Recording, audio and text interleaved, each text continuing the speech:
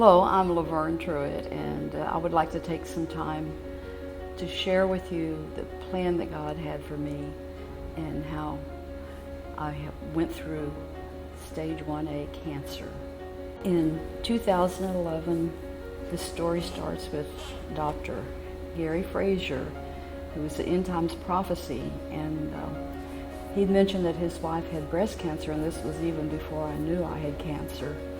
And I had the opportunity to talk to him, and he told me about his wife and how with prayer and changing her diet and detoxing, she was able to overcome cancer. Shortly after that trip, I had a mammogram and needle biopsy and found out that I had what they called DCIS, which is ductal carcinoma in situ, which they thought meant that it was contained in those areas. And when they examined the tissue, it was discovered that left there was no issue. On the right side, I had mammary ductal carcinoma.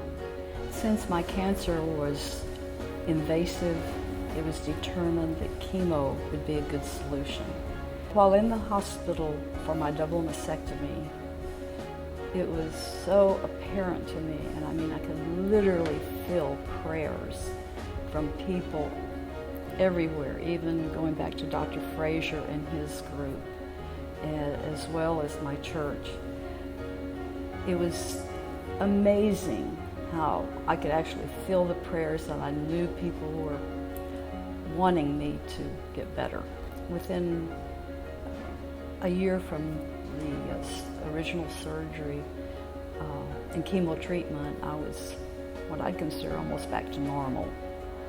In 2016, one of my friends got leukemia, lymphoma. He was in the hospital for days, and part of God's plan was for me to encourage him. So on a daily basis, I would send him emails with encouraging ideas, sometimes poems, sometimes Bible verses. One of the verses that inspired me was Jeremiah 29:11, and that's where God basically told you that He has a plan for you.